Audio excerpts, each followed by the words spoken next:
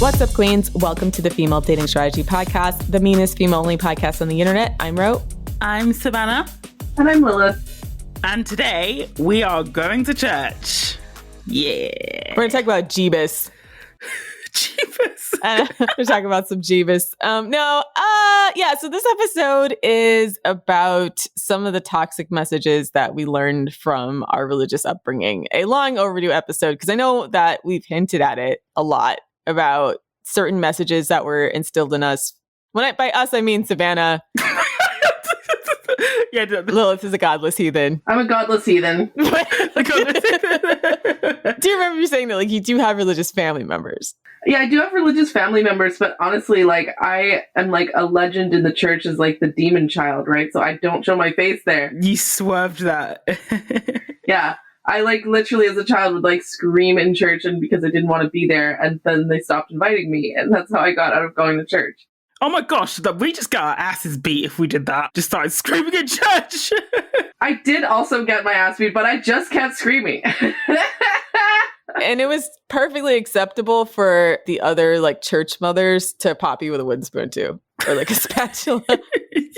See, my mom had this attitude of like, only I am allowed to beat my daughter kind of thing. So my mom wouldn't have let that fly. But so I guess it's kind of like she had her own weird way of protecting me. So I guess that kind of helped. But yeah, I just was raised mostly without the influence of God, or just it's sort of like a peripheral sort of outside thing, if that makes sense. It's hard to actually do this episode because there's so much to unpack that it's almost hard to know where to start, because most of it has to do with patriarchal religion, and it's a pretty sticky topic because for a lot of people, religion isn't necessarily just a belief system. It's like it's part of their culture, right? So it's hard to extricate themselves from the social aspect of believing in a religion, even if they don't necessarily believe all the tenets anymore, even if they've secularized themselves. So a lot of people like where their family's so entrenched in it, it's difficult to do. So I don't know. Where do you want to start? I just wanted to say as well that I think the time has come, as they say, to really have a reckoning on the role of religion and just how much, I guess, upset, discrimination, and just basically bullshit that it's responsible for, regardless if you're a religion or not. A lot of people aren't taught the history of religion and just how many things it had an influence over. So when people talk about the separation of the church and state, even though in a lot of especially Western worlds that is happening, but the genesis or the impact of religion, it still can't be removed from certain industries because it's so deeply rooted. For example, like the concept of the mental health institutions and like mental asylums actually started with the Quakers, when believed that mental illness was basically like a physical illness, and in that, we can exercise it, we can basically just like cut it out of your system. And the same, when it comes to the asylums, the same, I guess, like format of asylum that was begun by the Quakers is still very much relevant today. And it really has an impact on the way people with poor mental health and the people who end up in these sorts of places are treated as well. So there really needs to be a wider discussion, I think, about just how far-reaching religion actually is. And in particular as well when it comes to women. Like historically, I'm speaking from the point of view of Christianity because that's what I grew up around. But historically, Christianity has not been a friend to women at all. If you look at the historical teachings, the way Jesus was essentially lauded in the Bible, seen as a radical human being, just because he treated women as if they were human beings. Like, bearing in mind, people like to say that Jesus was so liberal, but he wasn't. He was still quite conservative, if you look at what he actually said. But it's quite telling that at the time, he was deemed to be a radical person because he so much as spoke to women. And the mischaracterization of women in the Bible is a huge thing as well. Like Mary Magdalene, when people say Jesus was friends with prostitutes, they're referring to Mary Magdalene when there is like little to no evidence to suggest that she was actually a prostitute. But that's just become a huge part of Bible lexicon. And a lot of the, I suppose, like the myth busting around the Bible and the stories, I actually learned from essentially an atheist as well, which is also interesting. So yeah, I think we need to have a bit of an honest discussion about the history of religion to begin with and where women fit into that, because the history is not pretty at all. It's always been politicized, and it's not to just pick on, I don't want to pick on just Christianity, but most religions especially the Abrahamic ones. I don't know as much about like Buddhism or Hinduism. We're leaning towards Christianity because we understand it more culturally. It's the one that we grew up in. Yeah, that's what I grew up in. It's so politicized, and I think it's hard to have this conversation without blackpilling people, because even when you look at the types of things that made it in the Bible or the types of translations that were considered accurate from like the original Hebrew texts or Arabic text to English, it's all very political. In fact, like the current canon in the Bible was decided, by the Catholic Church, and a lot of it has to do with like which things they thought should be in there. And a lot of the books that were a little bit more female friendly or told more descriptive tales about like women's role when it came to the messianic scriptures were deliberately omitted. So you have to understand that like everything that we're even reading or considering to be canon has some kind of historical basis, and specifically a political ideology that was decided through what types of biblical texts would be included. So it's very difficult to talk about because for anybody who's still practicing religion in this day and age, like you almost have to live with a certain level of cognitive dissonance between what's in the Bible, what the intention was when it was written, and then whatever church that you go to interprets it. And more often than not, and part of the reason why I walked away from the church is that you'll find that it's overwhelmingly toxic to women. Most denominations are horribly toxic to women, especially in the United States. Like when you're talking about Baptists, Lutherans, Kojic type churches, evangelicals. Having grown up in the evangelical culture, most of it is very like patriarchal, almost exclusively extremely patriarchal, and not even just patriarchal, but like specifically teaches a lot of female subservience and female denigration disguised as empowerment, where they try to tell you is empowering but isn't.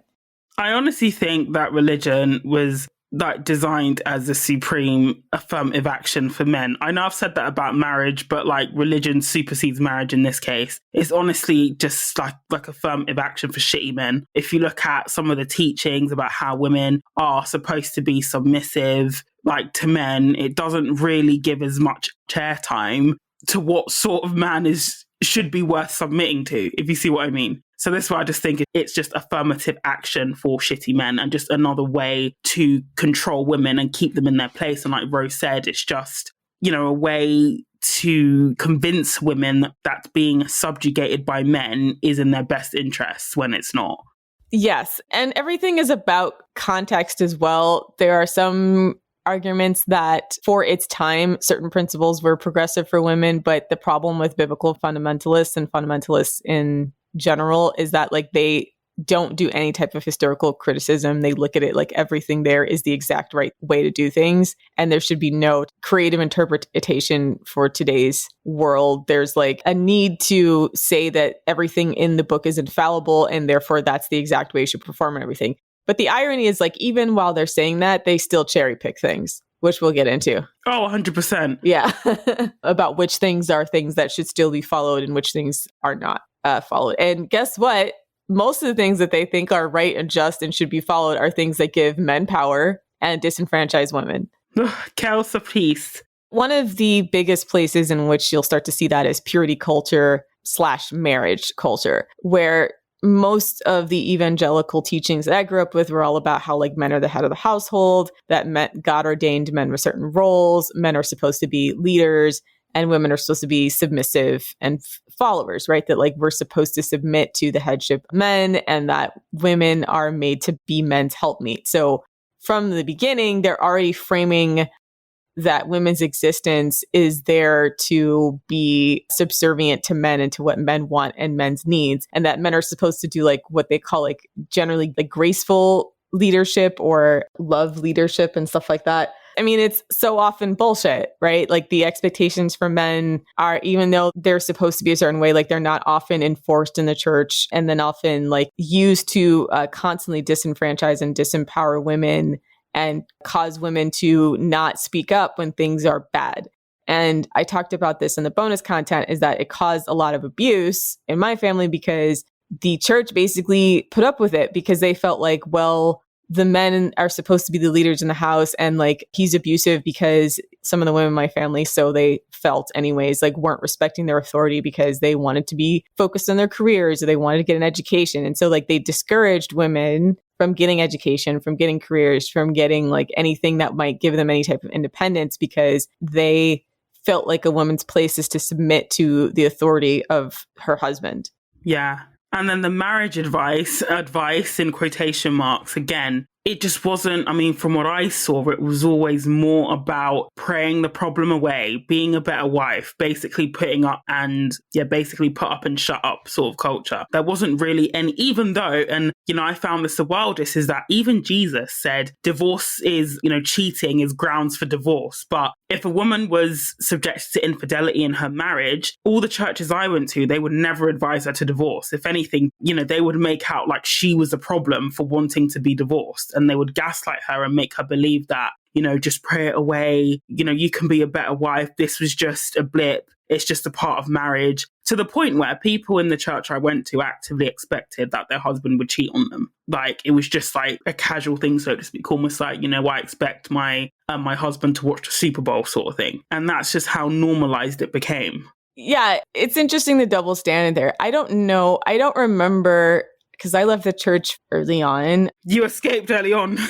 Like, I don't remember necessarily like getting plugged into all of the drama as far as like people's marriages. I could only see, as far as like cheating anyways. But like there was always like rumors about that there were men in the church that were, quite frankly, like just cads, right? Like they would just use the church as like their own predatory, like sexual ground, right? Maybe not predatory, but like it was just more like it's a place where a man can have his ego stroked. And then there's a lot of desperate women, and the proportion of men to women in the church is always skews female. So like if a man who is a leadership position in the church and he's single wants to have like women, then it's like the perfect place for them to do that, because there's a lot of women who basically hero worship them.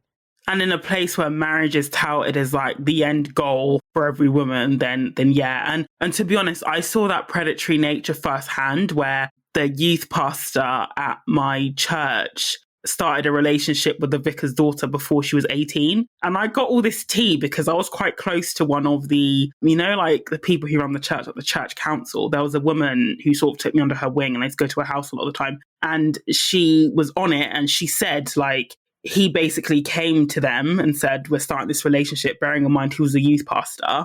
And they were like, what the fuck? So the compromise in quotation marks was they couldn't go public until she turned 18, but they'd started a relationship before she was 18. And the worst part is everybody knew. It was like an open secret. Like they weren't even subtle about it. But I mean, looking back, this was like when I was still part of the church. So I just thought it was like, okay, yeah, whatever. But looking back, that was deeply inappropriate. It's just like a teacher having a relationship with a 17-year-old student. That teacher would be struck off. Even if the teacher was, say, 22 and the age gap wasn't that big, but it's not so much about that. It's more the abuse of power, being in a power position, Yeah.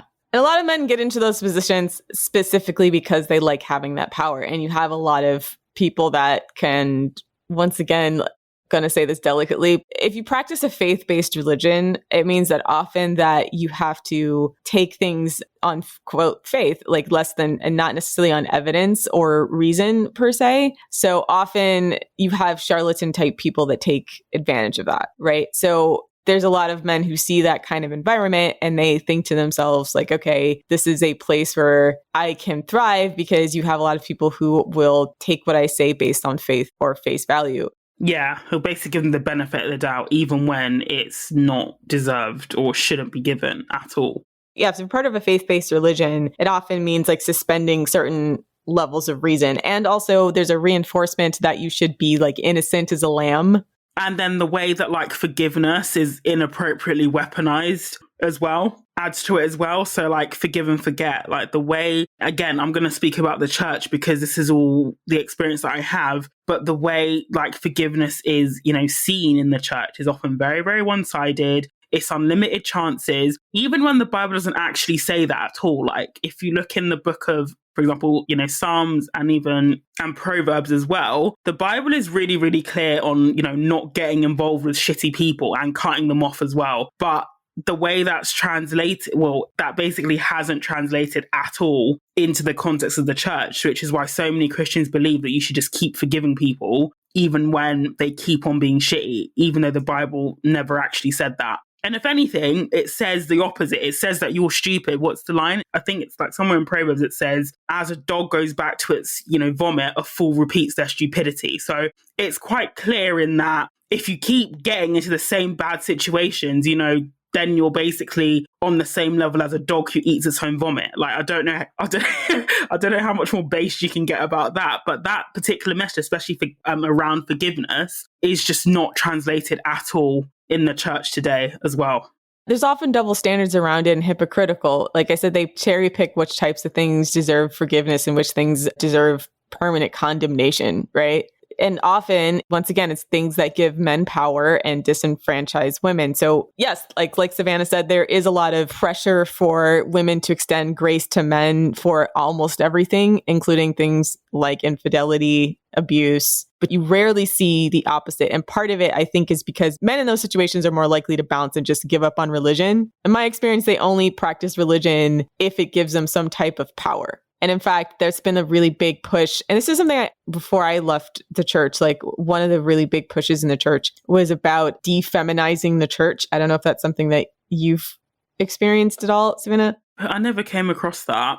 So church attendance is down all around. And then like specifically the gender ratio in the church has gotten extremely lopsided in favor of women. So quick estimates, something to like 60 to 65, 70% of, depending on the actual denomination, of churchgoers are women. Also, a lot of the way that evangelicals would praise and worship is kind of, it's interesting. Like it would be, I know like South Park lambasted it, but they would talk about God and talk about Jesus in a way that was like very much a love song, like Jesus, I love you. And Jesus is like this and this and that. So it would turn a lot of men off who kind of didn't like the almost like romantic sounding devotion of a lot of the praise and worship towards God and towards Jesus. So there was this initiative and this pushback against what they were calling the feminization of the church because of the fact that so often like men were just leaving, right? Like if any men who would not want to take responsibility for anything,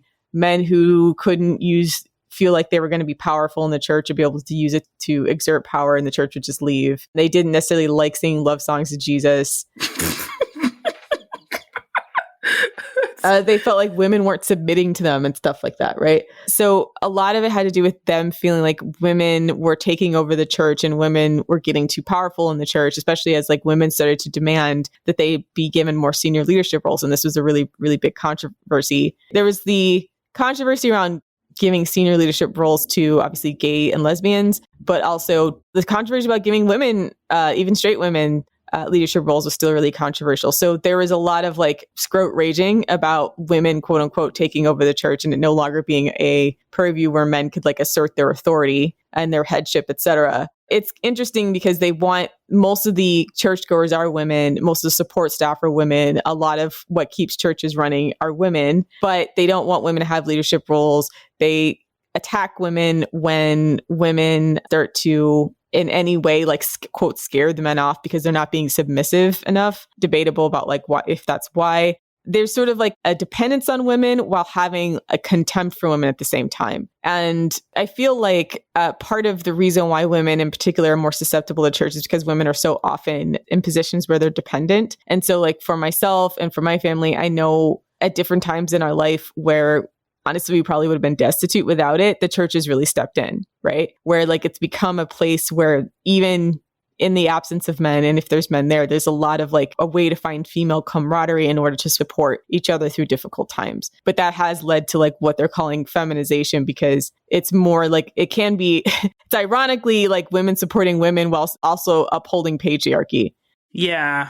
But don't you think as well it's interesting how, if I'm judging the timeline correctly, that this, mass exodus of, men who ate shit from the church also coincided with the rise of things like the manosphere and the red pill that basically want the traditional, woman that's been set out in Christianity, but obviously with like none of the responsibility or obligation to be a good person. I mean, yeah, that's exactly what it is. But I feel like religion was probably always the appeal for religion for a lot of men in the first place, right? The idea that they could have some kind of little mini affirmative action, basically. Like they can get their woman, their submissive woman, who'll be a doormat, who won't challenge them, who'll make them food, give them babies, give them sex on tap without them having to do anything. Affirmative action for men, ladies, in action in the church. Yes. And that brings us to our next point about purity culture. So purity and sex culture. I don't know if people grew up in the age of purity balls and purity rings, but purity balls and purity rings were pledges that kids would make to, generally it was a girl would make to her father to remain a virgin until marriage. There was some like gender swap version of that, but it was not nearly as popular and as prevalent as like the daddy-daughter dynamic. I wonder why. The man was like in charge of his daughter's, protecting his daughter's virtue and protecting his daughter's like virginity until she got married and gave herself to her husband. And so there was a weird, it's like this mentality that your sexuality is owned by your father until it's owned by your husband, and that women don't have ownership of their own sexuality. Can I just say ew? Right. Fucking ew. Have you seen the daddy-daughter balls where they like dance and like the idea of a father like owning his daughter's sexuality is so disgusting and incestuous to me, just like even symbolically. How is that a normal part of the culture? Well, so they don't like, it's not as explicit, especially if you're dealing with young kids, because the girls don't know what they're talking about, right? They're just like, oh, I love my daddy. I'm pledging myself to my daddy, right? Because they would do these purity balls for teenagers, but also like toddlers and stuff, right? So it would be kind of like a daddy-daughter dance, and it would be promoted more or less like strong fathers protecting their daughter's virtue. So it's like, oh, I'm here to protect you and make sure nobody harmed you or takes advantage of you. So like they would more frame it that way and less about like explicitly about sex, so that it was less like incestuous and disgusting. What kind of purity are we talking about here? Like, it is sexual purity, but like they would say everything. They would basically dress it up as like everything purity, like guarding her mind and guarding her heart and guarding her body as well. Yeah, but we all know what they're talking. That's the thing. That's what's so sick about these types of events to me, is that the kids have no idea what's going on, but all the adults do. And so there's almost like a sort of, I'm watching it as an outsider. It's like has a sort of dramatic irony almost, where, you know, in like plays or in theater, there's like the dramatic irony where like the audience knows something that the players, you know, or the characters don't, kind of thing. So I'm watching these little girls like not, oh, I love my dad kind of thing. For them, it's all innocent. They don't know what it's about, but the adults in the room do. That like asymmetry in the knowledge of what they're talking about is what makes it so fucking creepy to me. And like, I'm sorry, I almost wanted to just take a step back and just be like, you're talking about all these things that's like a completely foreign concept to me. And it's actually like, it makes me angry to realize that like how normalized it is actually for the girls that grow up with it. A lot of it that's really, harmful to women, which I think is, why I think there was such a rise in like liberal feminism, because it was basically like, fuck all that, right? Like, I own my sexuality. I'm going to experiment with my sexuality. They just kind of took it to an extreme, right? Because they were just trying to be anti-conservative. And because conservative purity culture is toxic, and it's toxic in its own way because of the fact that, like, once again, everything is about making women sexually exploitable to men. And we've more talked about it from the angle of like secularism, because we've talked about obviously like prostitution and like the sex industry, et cetera. But like that kind of grooming mentality, it really did start in conservative culture. I feel like when women started to kind of leave that angle, they just took that same idea, but like applied it to secular culture, and that like your sexuality, and that like letting men dictate what's sexy and what your sexuality should be, right? And then saying it's empowering. Because one of the things I started to notice when I left the church and then started to kind of navigate the world as a sexual being outside of the church and then figuring out what that means, is like, oh, a lot of the language is actually unironically the exact same coming from purity culture, but just dressed up for secular culture. Like, and we talk about that all the time when a concept of submission as it means from BDSM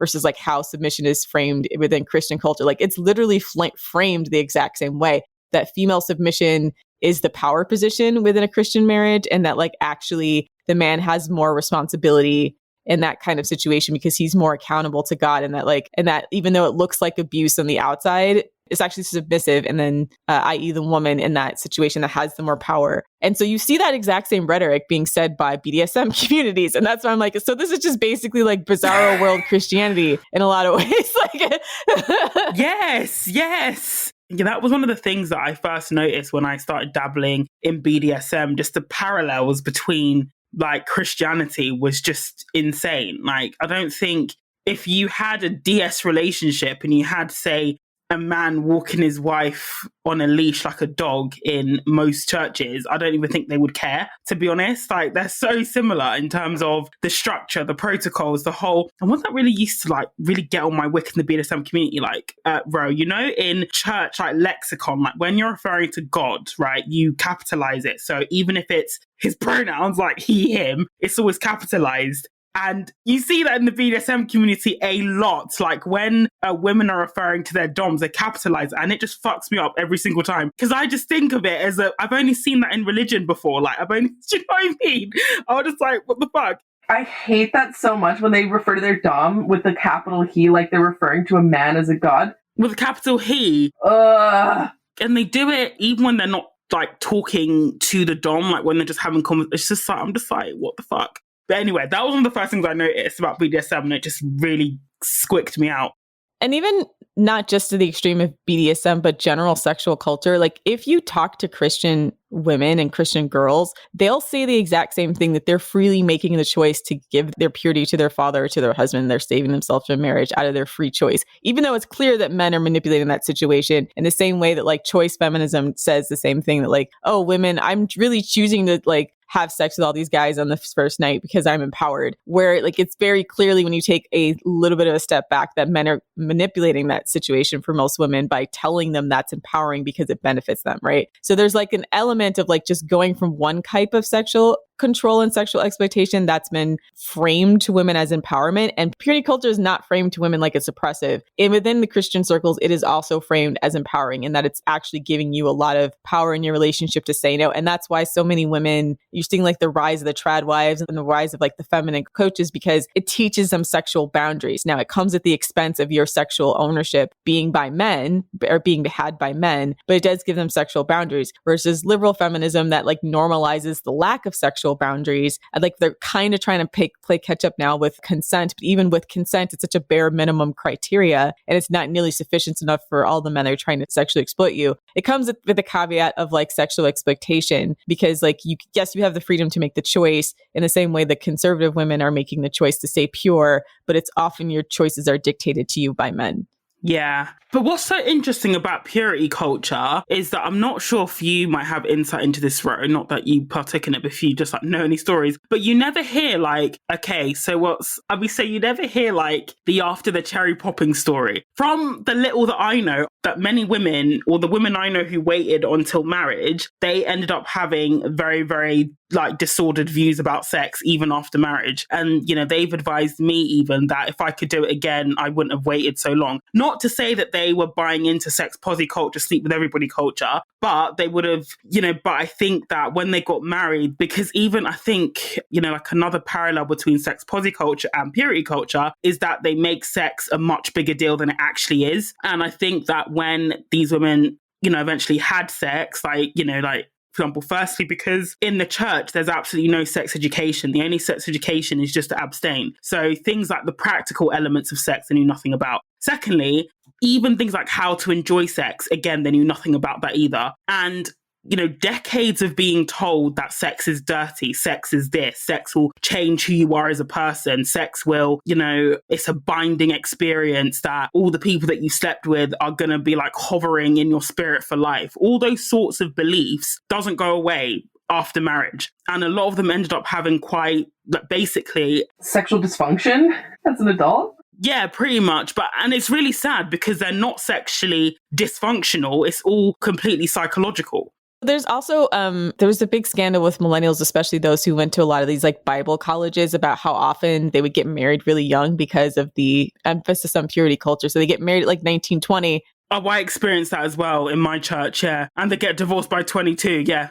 First of all, I think a lot of the women felt pressured into it to feel like, okay, I'm going to take fulfilling my God-given duty to be someone's wife. But truthfully, the relationships had problems, but they also weren't actually sexually attracted to some of the men because they picked the good man, right? The Christian biblical man. And they had issues with sex, but also that like they didn't learn their own sexuality enough for them to sustain a relationship, because then you get in a relationship, you don't know enough about your own sexual needs. And then it just becomes like a disappointment after disappointment. And in the place of that, that's when they started having all these like Christian books that came out. One of which was the 5 love languages, which is huge, right? But it did start out as like a Christian book, but there's a lot of these like Christian relationship books and marriage books that would emphasize and like that were so focused on like Christian sex. And part of it was because of like a lot of women discovering themselves in these marriages where they were just completely sexually unsatisfied, and then their husbands being demanding pricks because they're like, well, I thought I was going to get sex on demand because I got me a wife, right?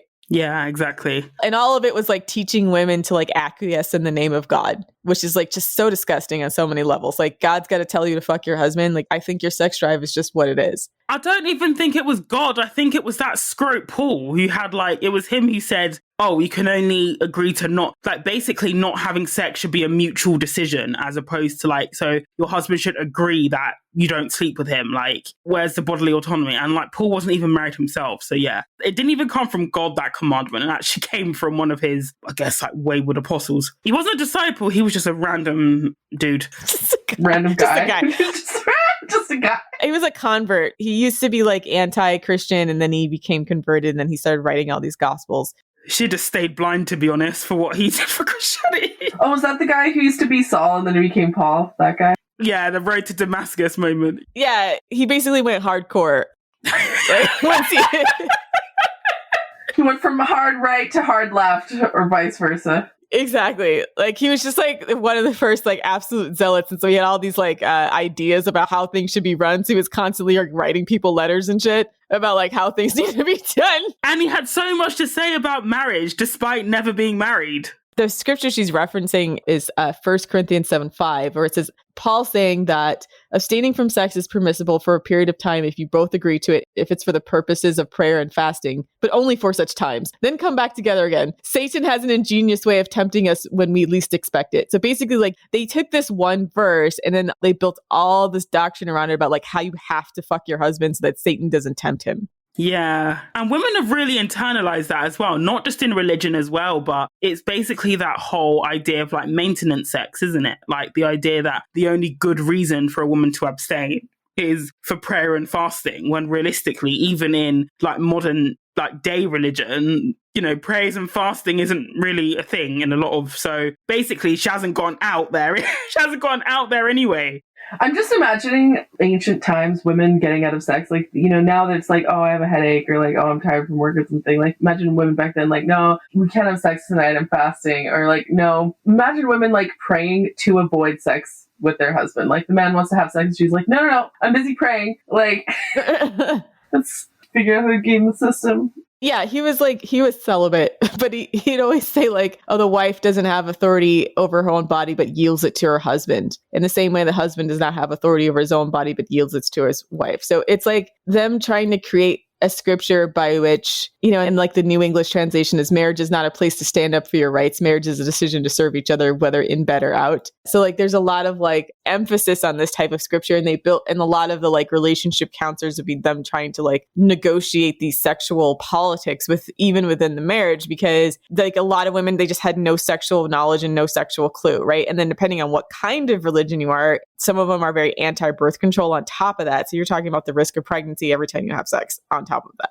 And it's just like, there's no acknowledgement of women's sexuality other than like this sort of submissive thing that she's got a duty for her husband. And the irony, and once again, when you look at secular culture, maintenance sex is also a thing in secular culture. When I look at like how the sexual liberation movement has really failed women, it's like, it really feels like they just adopted all of the language from the church and then like made it fashion, made it secularized, because this is yet another concept that started there that still exists in quote unquote empowerment circles, or like women's like sexual function circles. So like, oh, well, if you're not turned on all the time, if you're not a sexual being, you should have sex. If you're not having an orgasm, you should have sex, like even if it's like maintenance sex. These are all things that are like still preached, even though it's like, why is this something that we're creating as part of our sexual culture for women? And how is this different from the teachings of what came from conservative culture, from the Bible? Yeah, exactly.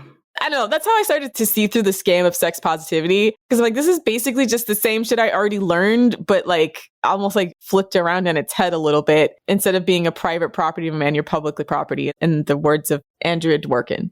Yeah, exactly. It's just, and the end result is the same, increasing sexual access to women for men. Yeah, things like blue ball, like so many of the like myths about sexual culture and women's sexuality is not all that different, which is the irony of it, which is why still all this time, even after all this like sexual liberation, so many women, even now, even within Gen Z, are reporting just like mass levels of sexual dissatisfaction because so much of it is like in service of men. Yeah, and that's sad. Okay, but I would like to make a final point, and this is towards the women who are religious or who are in the church, because I did know some people who didn't classify themselves as being religious, but they liked going to church. I'm not like anti the concept of there being a deity or a god in general, but what I think that women who are in the church need to be aware of and to always consider is if the advice that they're being given is actually serving them. In my church career, I did find that there were some churches that were a lot better than others at being, I guess, somewhat decent towards women. And sometimes it's just a case of just potentially shopping around and finding a good supportive like community as well. I don't know, like I'm just trying to think of how FDS fits in with religion, because I do know that there are some people who subscribe to FDS who are also religious. Realistically, I think it's actually hard to advocate for yourself within the bounds of patriarchal religion. That being said, I think FDS would try to meet everybody where they are right now. Not everybody's in a position where they can just fully extricate themselves from their communities. Like I've said before, religion it's not just a belief system. It's like a cultural thing, right? Like there's a lot of people that celebrate Christmas and Easter and they're not Christian, right? In our culture. And even people who are, if they're Muslim, in fact, I've had friends like their families are actually atheist and they moved to the United States from a Middle Eastern country, but like they still practice certain cultural aspects of their religion, even if they don't believe in it. So it's not always like easy to just completely extricate yourself. But I think if you're still in a religion and you're more looking for a traditional marriage within that religion, then I think the concept of vetting becomes extremely, extremely important. Don't be like the red pill chicks. Like, just like kind of... Yeah. Because the red pill is basically just the exact same thing. Instead of calling, for biblical headship of the man, it's like, their captain and all this kind of stuff. But like all of those women are often in these completely one-sided, dissatisfying relationships because they don't vet and they're not encouraged to advocate for themselves. So the danger is if you're in these types of religion, understand that the odds are stacked against you, that the structure as is going to support male leadership before it supports your ability to advocate for yourself. And that includes everything, but especially things like sex, as well as like how to raise a family. So I know there's a lot of women who realistically, and once again, I think people who rely on the community, like people who are poor or working class or rely on the community of the church, they're more likely to stay within its teaching because it offers some kind of protection for them, right? To have that community to like be able to uplift and support them through hard times. So I don't want to like completely denigrate the church because I understand like why some women continue to do it, because it is a place of resources for people who may not otherwise have it. But I think if you're looking to get into a marriage, even if you're trying to follow your religion, like it becomes of the utmost importance to draw boundaries around yourself and the types of things that you'll put up with. And I think even more so than other women, because you're going to put yourself in a position to be where the odds are stacked against you, because the men generally can wield the power of the church a lot easier than women. So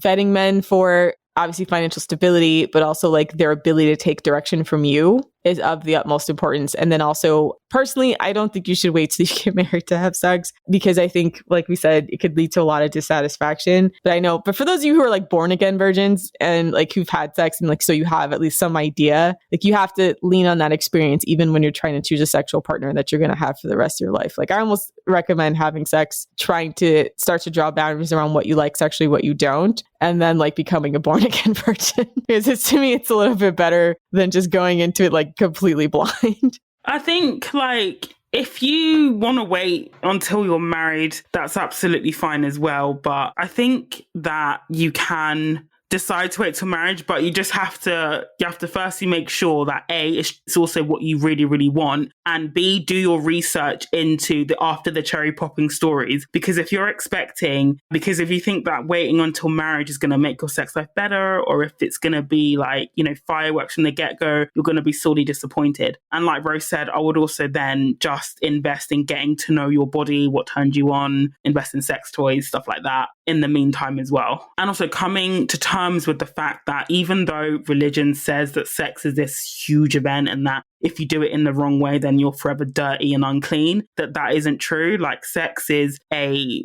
totally normal and healthy thing, on the pain of sounding patronizing, but it's just unfortunate that the mainstream advice out there is either purity culture or the other extreme, which is the sex positive culture. I believe that the true answer lies somewhere in the middle, and it's highly personal as well. I think my biggest gripe with the sex posi and the purity culture is that the biggest proponents of it are often not happy with the choice that they've made. And I think with FDS, like, you know, one of the key things is, I know it sounds a bit like choice feminism, but we do it with a twist in the sense that we want, you know, women to be empowered and to feel, you know, confident, secure, and happy in the choices that they've made. So that's our show. So we didn't go as hard on this as, like, I know that there's a lot of people that wish that we did, because of the fact that it's a delicate subject. And I know we're going to probably get roasted by a lot of people who hate religion, but just, you know, keep in mind that people are starting from different places in their FDS journey, we should say. So check us out on the website, thefemaledatingsstrategy.com, as well as our Twitter @femdetstrat, and support our Patreon. There's bonus content on there. You can also talk to us on the Discord, give us some feedback about this episode, submit a roast to scrote, a gnosis, or a queenchit, and we can read it on the air if you have a dating question. Also, follow us on Instagram @_thefemaledatingsstrategy. And that's all, folks. So thanks for listening, queens, and for all you scrotes out there. I see the devil in you. Die bad.